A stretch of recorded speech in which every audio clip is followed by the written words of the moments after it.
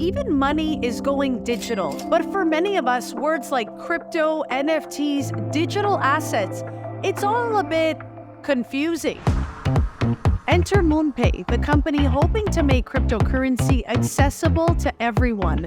Users can conveniently purchase cryptocurrencies using credit cards, debit cards, and even local bank transfers. MoonPay is active in more than 160 countries and is trusted by 300 and plus leading wallets, websites, and applications to accept payments and defeat fraud.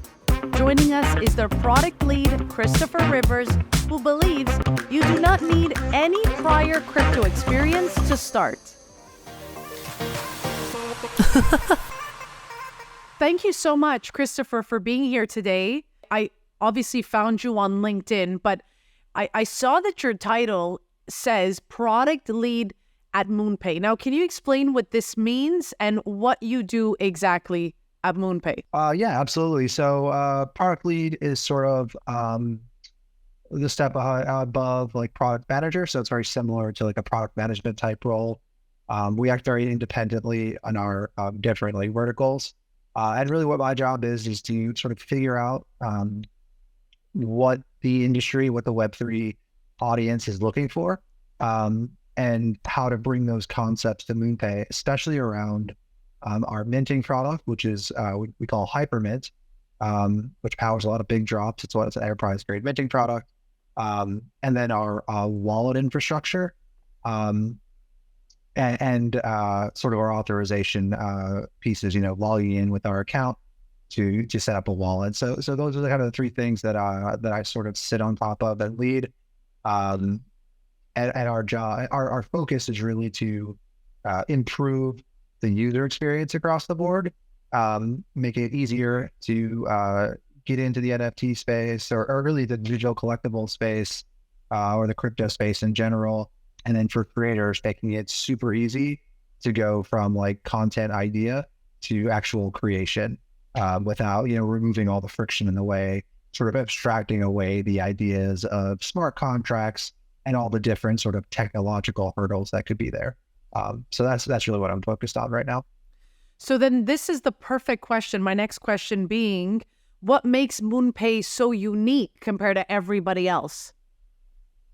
Yeah, so that's a great question. I think a few different things. One, we are obviously really large entity in the crypto space. So we've been a major player for a long time. So we got the longevity and sort of the trust that we're going to be around for a while and not just sort of disappear, right? We saw a lot in 2021, especially of tooling and infrastructure companies stand up. A lot of those went out of business in 2022.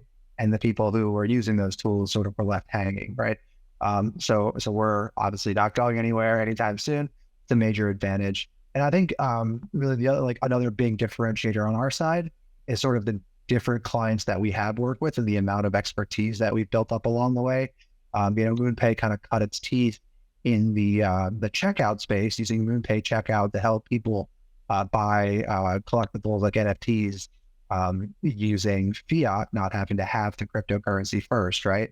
And we saw a number of major buys, especially from celebrities in 2021, Yuga assets, right? Everybody was buying a Bored Ape, through them, Jay Fallon, Eminem, et cetera, right? So we go back pretty far, especially in the crypto space, in the Ethereum crypto space, with kind of fiat to crypto interactions, things like that. So we're able to kind of bring that expertise, all the learnings that we have, all the things we've interacted with the customers in our major like enterprises to every user. So we sort of understand the bigger use cases and then we can really optimize them for everyone, right? So I think that's really why like we're a major player in the space. Certainly, if you look at the ramping type experiences, right? Like we move away from collectibles and talk more about actually buy, sell, and swap of crypto. MoonPay is like one of the largest by volume and one of the largest players in the space. But what I think we really do really well is improve the user experience in that aspect too. So we're always iterating on like how do we remove friction from the buying experience, from the selling experience, from the swapping experience, how to make it easier for new users to get into it, things like that. And so you'll really notice a differentiator between, say, our widget experiences and other ramping widget experiences. That's much easier to use, and then sort of finally, we're a lot more reliable from a approval standpoint, especially in the United States, where it can be a little sketchy. You know, there's like some states where you can't do any crypto transacting at all. Like New York comes to mind. It's really, really hard to transact. We're way ahead of the curve on all the regulation stuff like that. So we definitely make sure that you have the best chance of getting approved using MoonPay as well. So I think those are our sort of our big differentiators. And then, you know, we could talk about like talent and company acquisition and things like that, where we've acquired a lot of technology and people that are really native to the space, which is incredibly important because, in my opinion, if you're not like living, breathing Web3 24/7, you're going to be left behind, right? Like if I take a week vacation, I feel like I'm completely out of the loop. It's going to take me 3 days to catch back up, right? But we have all those people that are just like me at the space, in the space. So it's really helpful working with people that understand sort of the ebbs and flows of the Web3 industry. I think too, you know, I was going through the website and playing with the app and whatnot.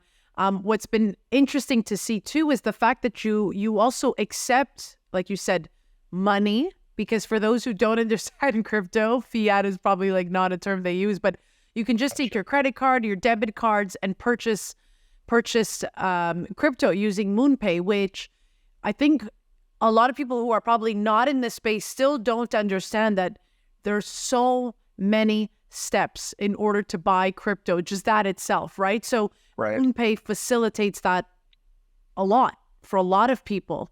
And you mentioned those celebrities and people in New York, because of, you know, the fact that while these regulations have not been cleared yet, we still don't know, you know, what's right or wrong. Are we doing something wrong if we're buying certain things? So MoonPay is removing that friction, which is great. It's good. We need more people like this because there's just too many steps and too many barriers to get, you know, even my mother to start buying.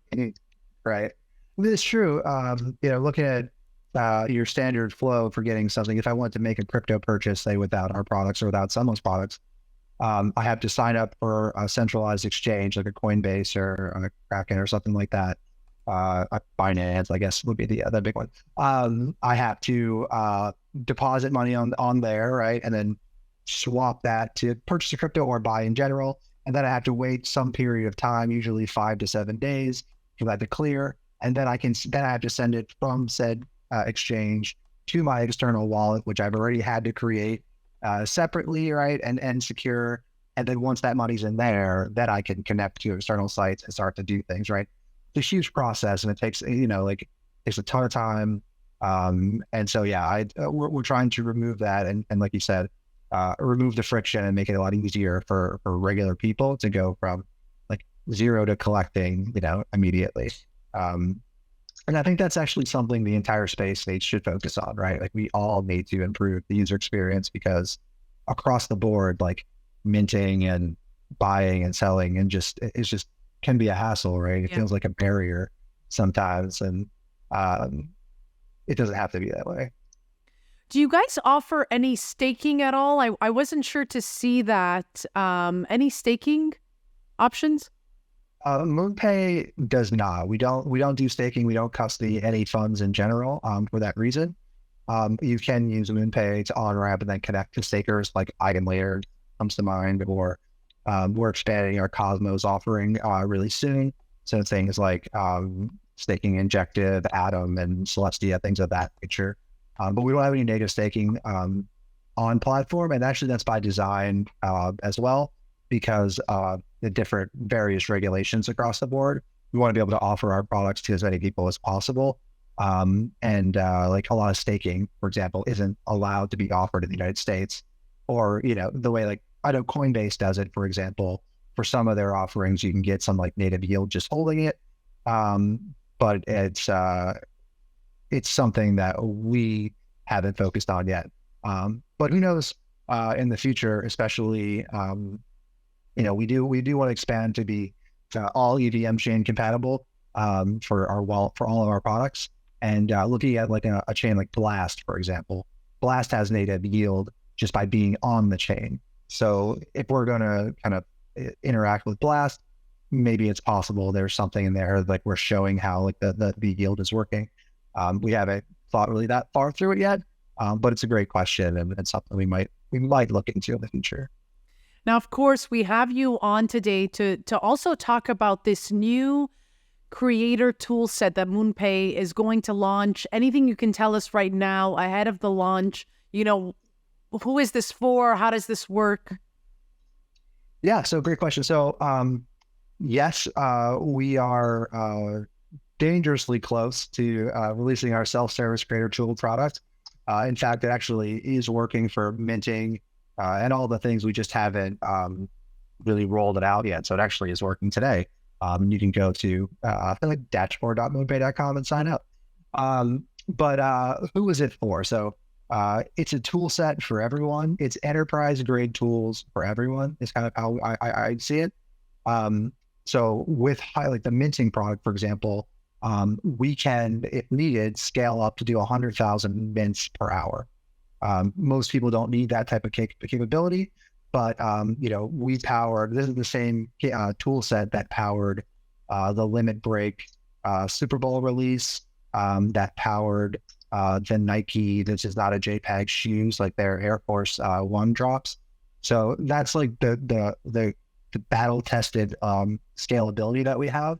And so that's available for everyone to use. So your regular project and creator can be not limited by overcapacity or things like that we sometimes see in some of these highly anticipated minting drops, right? There'll be things that go wrong. I can't connect to the dApp, or my connection times out, things of that. And so we make it really easy to use something that's super like powerful at that.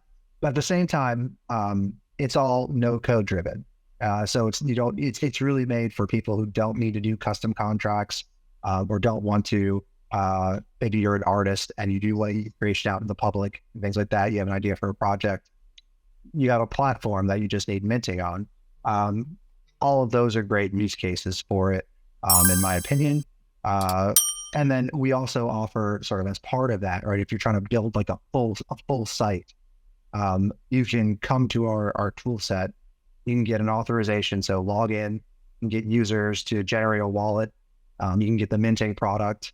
You can have users mint or purchase with crypto or with fiat or regular money, credit cards, all with a single implementation. So the idea is that a lot of times, like there's a lot of companies that do some of that bundle, right? Your Magic links and your Dynamics, you do authorization and wallets. There's like Zoras and things like that who do like the minting. But like if you wanted to say build a full site or build a full experience and tie all those things together, a lot of times right now you're using 3 to 5 different companies to do that with different products. Our thought was that you can go to one company, one product suite, and do it in a single implementation, and that simplifies the process. So really that's who we're targeting. And that basically is an audience of everyone. But I'd say like, your people who want to build a larger project, or your people that have aspirations like that are most likely going to get the best benefits from our product because of the different scalability. And I'm assuming too, for creators, it's going to be easier for them to manage everything, right? Like who owns what, how many were minted, do they get some sort of database, some sort of feedback, a dashboard or something? Yeah, that's a great question. Great comment, actually. Yes, we do have a full analytics dashboard per collection and overall roll up of transactions. I can see who's holding what. I can see how many tokens have been minted, how much revenue or funds that have generated, who those users are, like what their Web3 addresses are. If they give us permission, then we also can kind of get more information to the creator, like the email addresses that are associated with their Web3 wallet that's minting. Again, that has to be user permission, so we won't share it unless you give us explicit permission to. And then really, so yes, all of those things, and also like your transactions around your fiat checkout too, right? Or secondary sales transactions. All of that data is available for you on platform. All of it is like exportable. And also with the payment structure, you have the ability to set up like on-chain splitter contracts. Again, no code, just deploy right away. So if you have a bunch of people on the team who are like sharing the proceeds, if you're not using like a single multi-sig like safe or something like that, you can do it to where every time the funds come into a contract, it splits and distributes it automatically. So again, sort of peace of mind, not having to worry about how to distribute funds or capture like receipts and things like that. And the other one major feature I actually didn't mention is that you have the ability as a creator to make it sort of gasless for your users. So it's a big feature for enterprises, right? A lot of enterprises want to not have to have their users sort of on-ramp Matic or ETH in order to mint their thing, even if it's free, right? So with our minting system, you can choose to have the users pay the gas, the end user pays the gas, or in most instances, you'll pay that gas fee for them via credits, and the user will basically have a free minting experience, which is really valuable if you want to really expand the reach of a project, I think, is removing all the barriers to entry, especially for, the normal people or non, Web3 natives, if you will, that don't have a wallet right away. Trying to explain to, teach someone how to mint something on Polygon is really not super easy when you need to have Matic for gas, but ETH to pay the cost. It can be very complicated. So again, it's all about abstracting complexity and simplifying it for the end user. And that's really what we try to focus on. Yeah, I was going to say, this sounds very much like a plug and go. So for even a creator who's heard about NFTs or is thinking about this process, they don't have to now go back and think through the whole technology behind it. MoonPay is basically giving you a silver platter and you get to pick and choose. That's exactly right. Like our thesis, like, and what was my thesis before joining and still is at my previous company, is that like, there's a lot of people who want to be involved in the Web3 space. The Web3 is hard, it's complex, so it's not the same thing as doing Web2 development. And so we can extract the solidity away from people not having to do that, and just extract all the complexity and really make it super easy. I mean, it's something that, right, Squarespace did for websites, and a lot of people are doing, across for different technologies. We want to do it for Web3 and be the one that everyone turns to when they think of how to simplify their experiences. I was going to ask you, based off your previous jobs, what got you into Web3, and then what made you want to go work for MoonPay? So maybe start with what got you into Web3. What's that aha moment for you? What was that like? Yeah. So, I mean, I've been like in the using cryptocurrencies since like 2011, 2010, maybe. Wow. So you're early. You've been around. I didn't like hold forever or, become super rich from it, unfortunately. But I did like use Bitcoin to buy things back in the day. Or like, I remember when sports betting wasn't sort of accepted everywhere in the United States, we would use Bitcoin to bet on games on like, the Penguin Club. And it was like, I remember betting like a half Bitcoin, per game, because it was worthless, right? It was like nothing. That's crazy. Yeah, I know. Right now it's like, oh crap. I should probably you're like the guy who bought 2 pizzas. Like the pizzas, yeah, exactly. The pizza guy, exactly like that. So we definitely have just spent it like in digital currency. But I thought it was really interesting, the idea of, this is a currency not owned by the government or not backed by, not that the US dollar is backed by anything, but not backed by anything but math. I was like, that's cool. And then it was really the aha moment was when Ethereum launched. So one of my best friends, he got in on the ICO of Ethereum and never sold, by the way, still hasn't sold. So he got like 5,000 or 10,000 Ethereum at the 30 cent launch price. But we were talking, we were talking about what it is. I was like, what is this thing you're doing? And he was explaining the idea of decentralized applications and centralized computing and all that, and how this would power it. And I was like, this is the future, right? Like, this is absolutely the future. Like, why would we ever power anything on a centralized server that's fully controllable by someone and could take it down when instead we could, be powered by all the computers, all the nodes, things like that. So it was really around the launch in Ethereum that I was thinking about how we get involved in this. And it wasn't until it must have been 5 or 10 years later that we found a way, right? Found a good way to break into the space.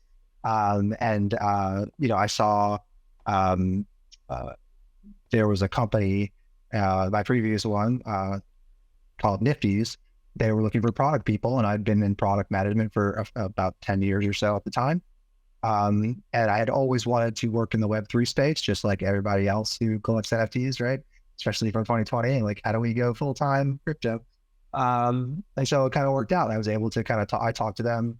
I'd been collecting, I figured out sort of collecting NFTs in early 2020 based on some artists that I was following, plus, Nifty Gateway. Nifty Gateway was a good entryway to get your first hit into the Web3 space, into the NFTs. And so, I just kind of broke in there. And actually, like, that company, we kind of pivoted that company from sort of doing enterprise drops. So we were doing IP drops for people. We did Game of Thrones, right? Remember Salad Fingers. We did the Matrix drop. We did Looney Tunes. We were powering big IP, but I really wanted to sort of decentralize the utility from NFTs. So in a way, like, the way I think of it right now is that NFTs, while are obviously decentralized technology, utility is very centralized. It's like on owner, the project owner, DGOZ is a great one to point out. Because Frank is an easy one to show who he is, or Kairos for Moonbirds. Like, they own all the utility for a project, right? And so if they're not doing anything, or if they're not powering anything, everybody's just waiting and asking, when can I do something? Mm-hmm. And so really the thought that I had, and that like our team sort of agreed on, was that maybe we can decentralize the utility as well, just like we're decentralizing all technology, and make it so that anybody can create an experience for this community. If you're a community member, you want to power an experience. And so that's what we built, was a tool set to allow users to create utility for what you do with an NFT after minting it. Like, my thought was that minting was basically commoditized. I can literally point to 174 different sites where I can mint an NFT today, for example. Not all of them do it well, but they could. But there was no place where we could really be like, all right, so once that NFT has been done, what can we do with it? Like, how do we create staking, for example, right? Staking to yield other things. There just wasn't a place to do that. So we built a system where you can create different NFT experiences from existing collections, like adding a burn and replace to it, like adding a staking mechanism that yields other NFTs, like adding a leaderboard and sort of gamification stuff, things of that nature. And we built that technology. Actually, MoonPay acquired us. And that's how I got to MoonPay, actually, was they bought us to increase what their capability was in the Web3 space. They also saw the value in being able to not just mint, but also kind of do something else with the NFTs, and that was the future of digital collectibles in general.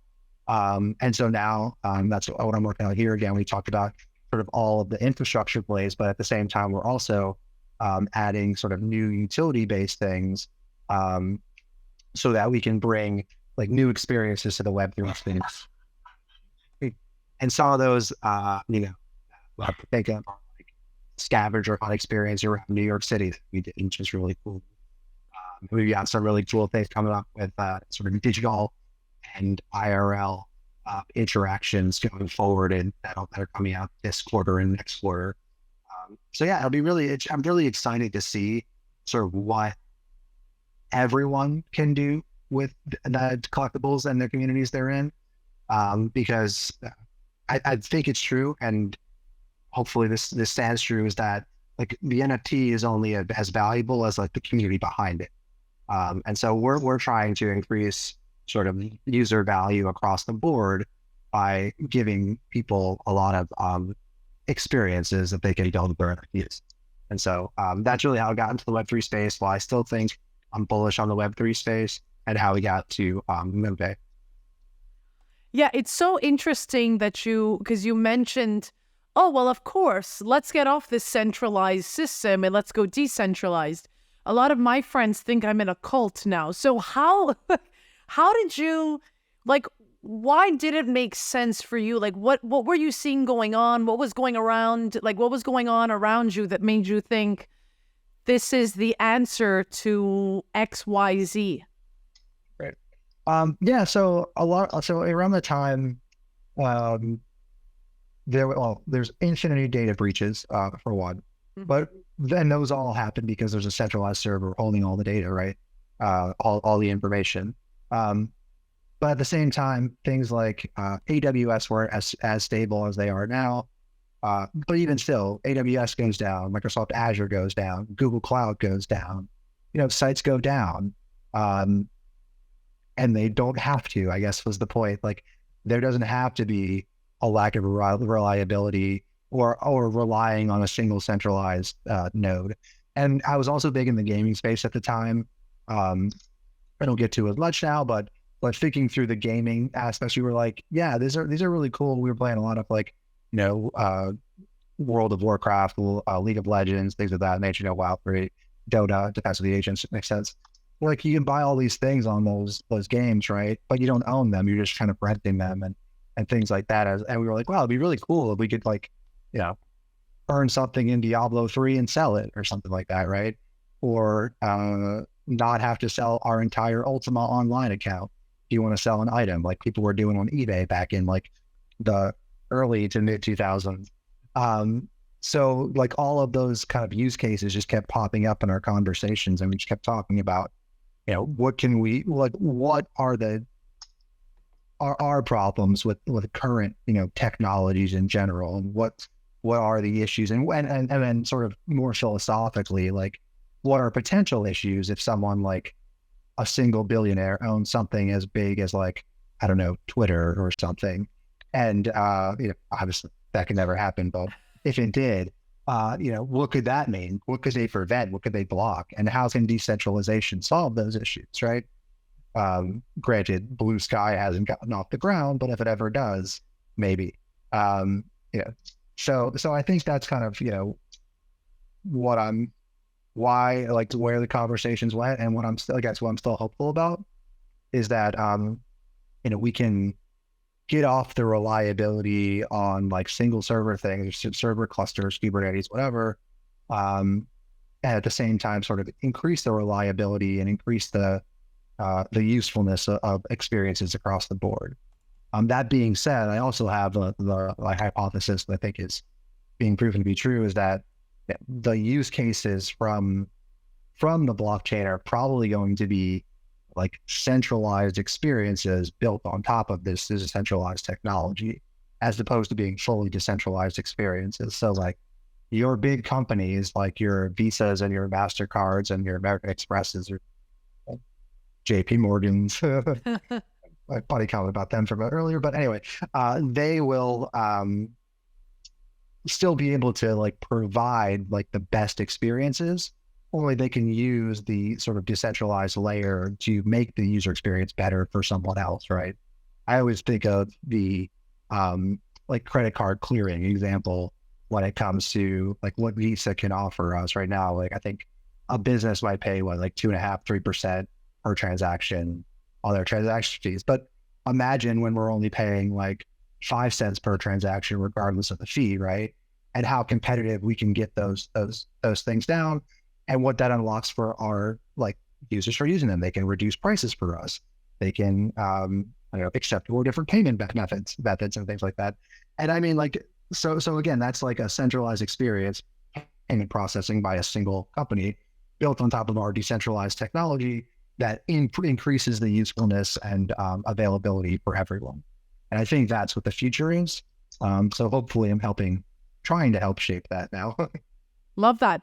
Yeah, let's get into the emerging chains, with new blockchains like Cosmos. And I don't even know if you can maybe explain to us what Cosmos is and how MoonPay is sort of like what the approach is for MoonPay with Cosmos. Yeah. So Cosmos, the ecosystem, I think it's IBC in general, right? Inter blockchain communication. It's like I want to say a cluster of blockchains, like modular blockchains, built sort of on the same underlying technology. Try to like simplify it a little bit.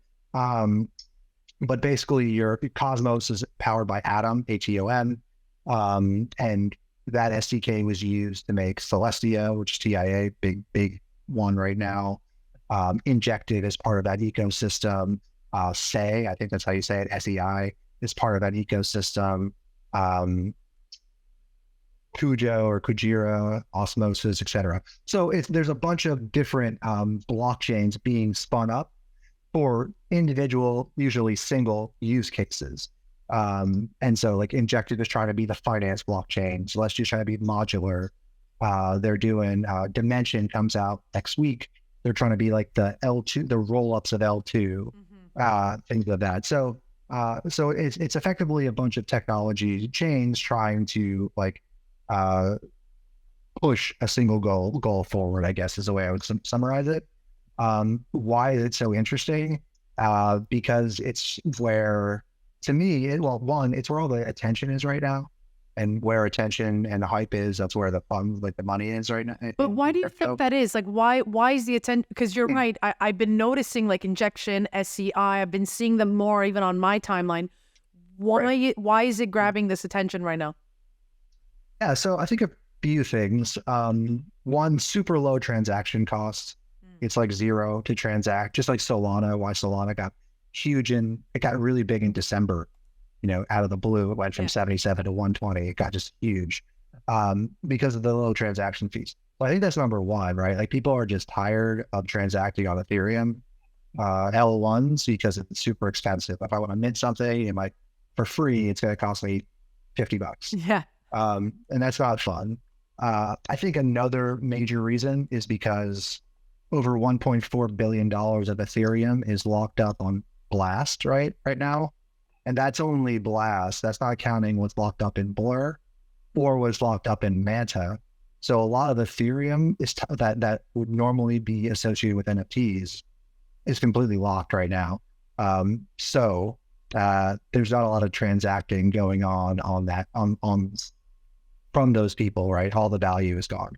And really the other big thing is because it's kind of new, it's getting all the airdrop attention. That's why everybody wants to be a part of it right now, is because I believe we broke the streak a couple of days ago, but for 2024, there was every single day a new airdrop was announced for Celestia. And as a result, people want to get into it. When you have to stake on a validator, like where they use validators for their consensus algorithm, which is a little bit different than say a Bitcoin or Ethereum does. Ethereum kind of uses it now too, but anyway, that's why the transactions are super cheap. But if you stake with a validator, you're locked up for 21 days. It's a 21-day outstaking period. So it really becomes like the best Ponzi scheme of all time, right? Because like as the token goes up, people want to buy it, but you can't really sell it for 3 weeks. So you're kind of like, okay, what can I do? If I stake it, then I'm eligible for airdrops. And so that's sort of, it kind of gets it all going. That being said, there's also a whole lot of development on Injective with the NFT space. That's sort of fading a little bit, like your Quants and your Ninjas were the top communities, are the top communities there. They're kind of fading. But the NFT world, especially like the NFT Twitter, has really picked up on the cheap transactions. Like SEI is huge, right? There's like Weebump and Colony, but there's a bunch of people coming out. Like Stargaze.zone, that's another new marketplace, right? Bad Kids are on there. And they're worth $4,000 a piece, right? They're nowhere. So it's really crazy the amount of liquidity that's actually available in the space when you think of it. And people are wanting to not transact super high and really interact with people that are doing innovative new things. I think, one of the big things for those chains is that staking is kind of a big part of it. Airdrops are a big part of the ecosystem, things of that nature. So I think that's why the attention is there now. I do think people should tread cautiously, because just like we saw with like Ohm and Time a couple years back, right? Like eventually all Ponzi's collapse, and there needs to be good underlying technology. I do think Celestia has a lot of really good underlying technology, and it's going to make it, and the whole kind of Cosmos ecosystem in general, they're trying to do a lot of good things. But there's like 100 or so different chains on there right now. And for sure, not all of them are going to survive, right? Yeah.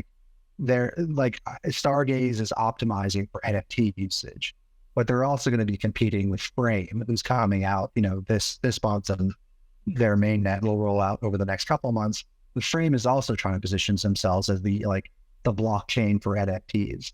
And so as chains become more specialized, they'll also have more competition.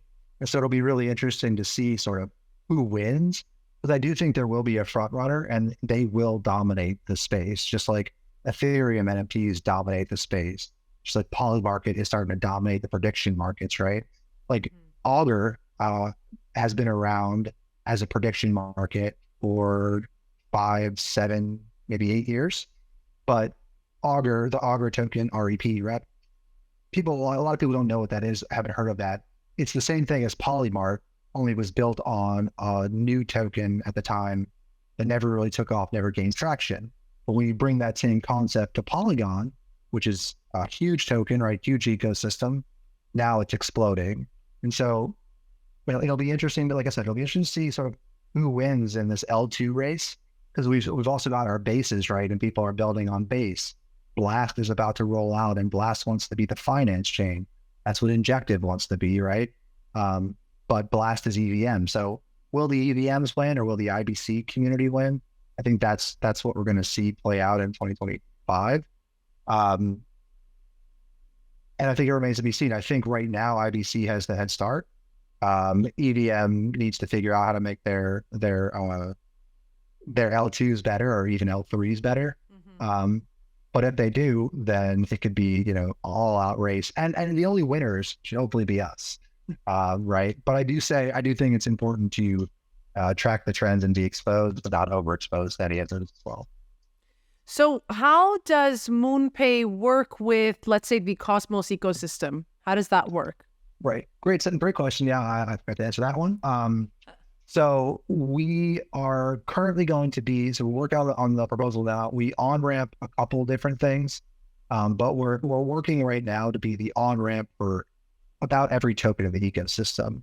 I just saw the proposal not too long ago, and we're working on being the buy and sell and swap ramps for Atom, Injective, and Celestia first. And then also they have a stable coin. It's like an omni-chain stable coin, like USDC, and there's like a symbol. So we're also going to offer that. And what we're also looking into right now and wanting to do potentially is be the fiat offering on those marketplaces.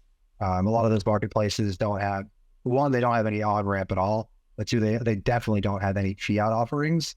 And so we believe that the ecosystems will be sort of super powered if you can check out with fiat or credit cards using MoonPay checkout on those.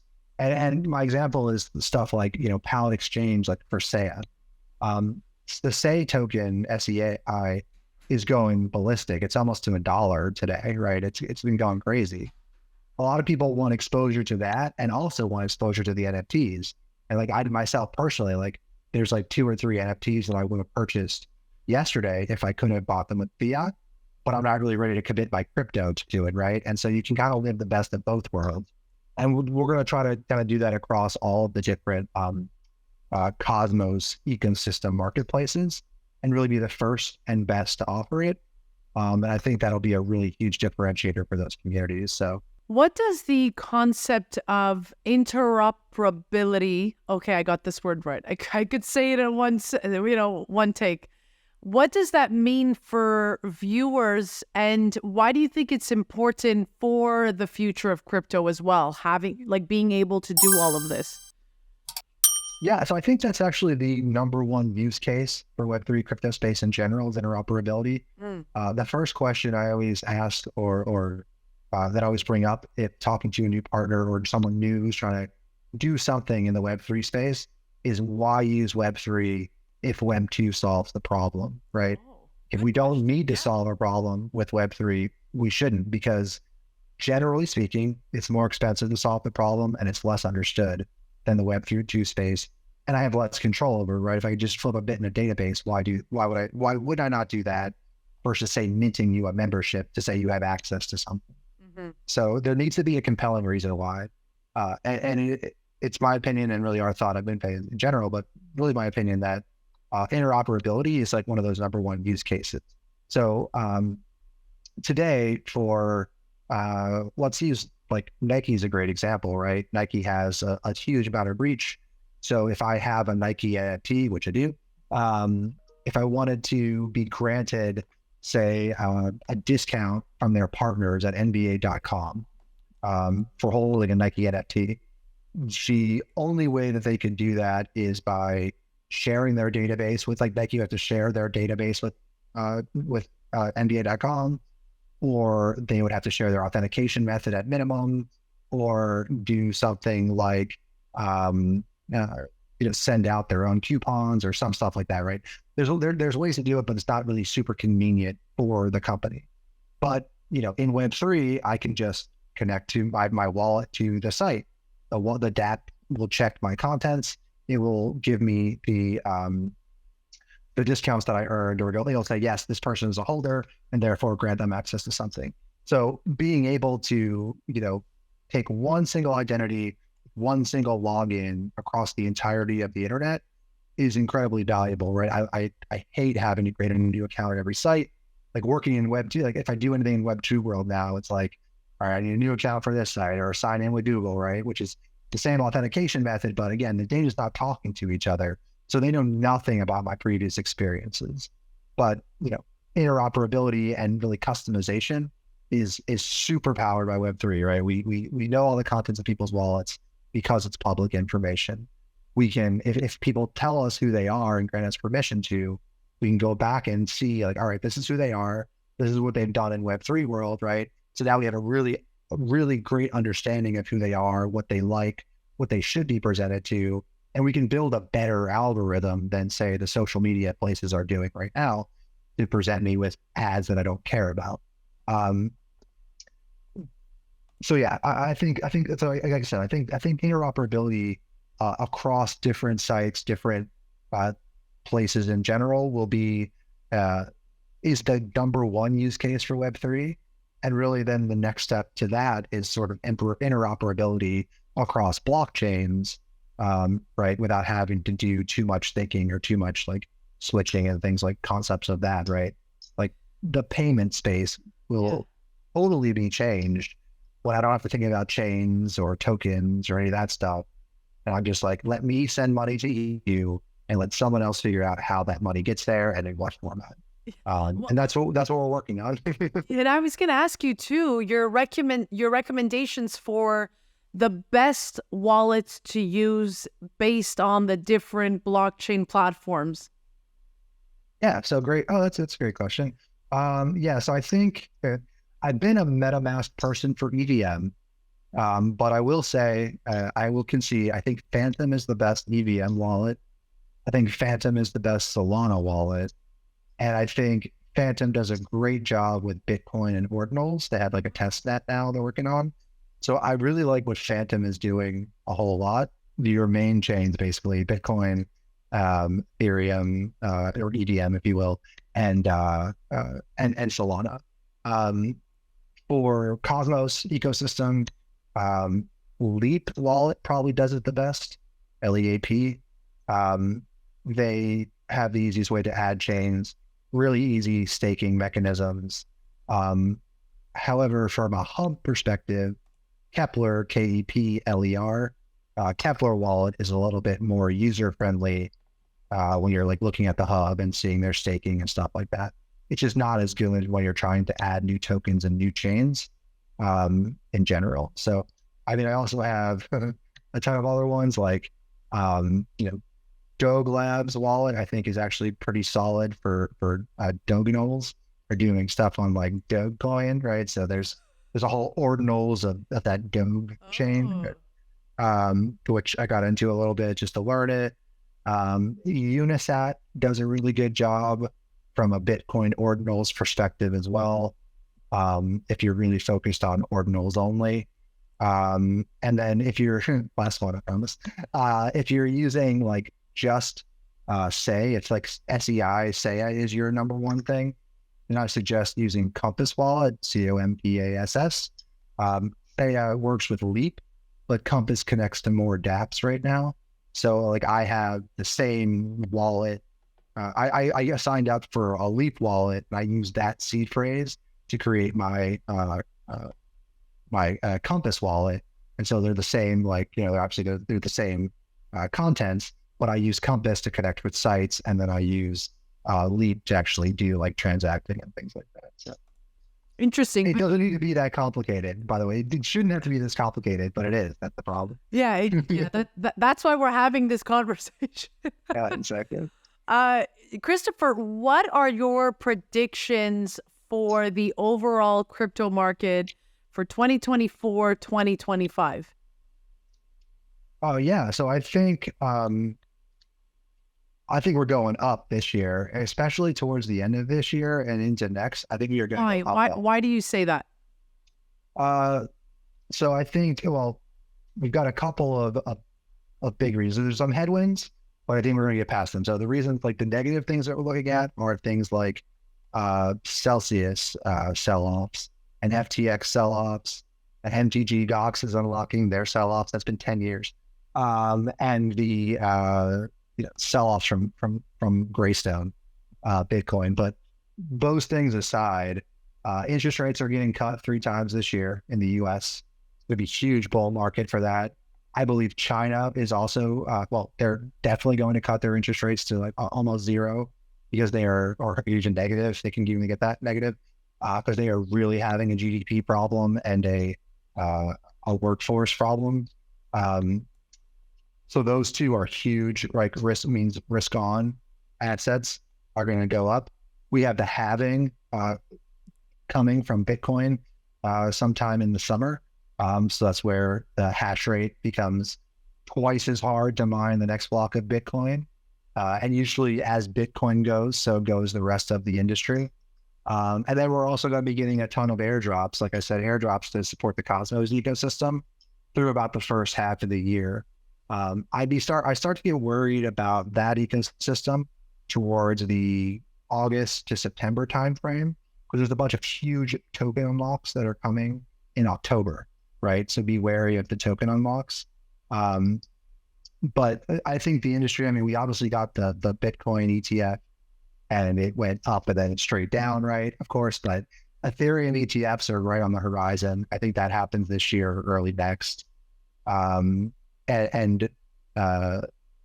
think, and then mostly like companies are actually going to be building things on top of the blockchain and using it.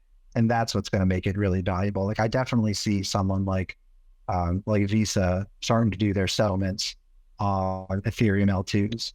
And when that starts happening, right, that makes the Ethereum token go up, because those L2s still have to use Ethereum to settle. So yeah, I think we have a lot of bull things coming into this year. And I'm really thinking that like end of 2024 going into 2025 is when we're going to see like an explosion. Like I think end of Q3 into Q4 2025, we're going to see like the multiples start to really rise. So it's probably, not financial advice, do your own research, but it's probably a good time to start investing some of the extra capital into the crypto space and getting their returns to yield by the end of this year. Wow, you made it sound like such an exciting year. So I'm excited for this year. I think it's going to be a huge year, like as bad and as negative as like 2020, 2022 into 2023 was. I think 2024 and 2025 will be that exact inverse. So I'm really hopeful that we're all going to make it, right? Yeah, I know. That was like the ethos, like when I first started in this space. I was like, WAGMI, we're all going to make it. So Yeah, an exciting time also to be doing this interview with MoonPay, of course. So many new things coming your guys' way as well for 2024. So yeah, I'm excited for this big year. We'll see what rings true at the end of the year. Yeah, I know, right? We're gonna come back and check how we did. And it's like Bitcoin's gonna be at 25,000, Ethereum's at 1,400. Celestia doesn't exist anymore. We should be totally wrong. My parents are still not buying anything. Yeah, exactly right. Yeah, was that hard for you to talk to your friends and family about the jobs that you have or like what you're doing? Or, you know, I've always considered myself a weirdo, but you know, now doing this, it's like, you know, they put me to the forefront, like, okay, she's doing some weird stuff. What's it been like for you? Yeah. So most of my friends are like really tech forward, and we were the ones talking about Ethereum back when it started. So they get it. A lot of them get it and are trying to figure out how to get more involved. But yeah, like my family members, a lot of people who, if I just try to explain what I do to like people, it's very challenging. Like I don't have a good elevator pitch for it yet. Yeah, like Yeah. what do you say, like Thanksgiving dinner? What do you say? Is it like the memes, like I just work online? Like what do you say? We create verifiable digital assets. That's the new buzzword we're going with. Not, you know, NFTs are so 2021. Digital collectibles were 2022 and 23. We're going with verifiable digital assets in 2024. And yeah, I'm just like, we enable people to buy things online, right? That's a really easy, simple way to say it, right? Or own things online. And then when you get into the nuances, it becomes a little bit less clear. I love that. Well, Christopher, thank you so much for being here. I always say at the end of the show, of course, this is not financial advice. Do your own homework. And nor Chris or I will ever DM you. We'll never give you financial advice in the DMs. So if you do want to get a head start with MoonPay, if you want to start buying your first cryptos with your Visa credit card, right, you can do so as of today. So I'm going to put all the links down below. You can follow Chris and I on your favorite social media apps. I'll put all the links down below. Chris, any last words? Everybody go out and collect some NFTs in 2024. Sorry, verifiable digital assets.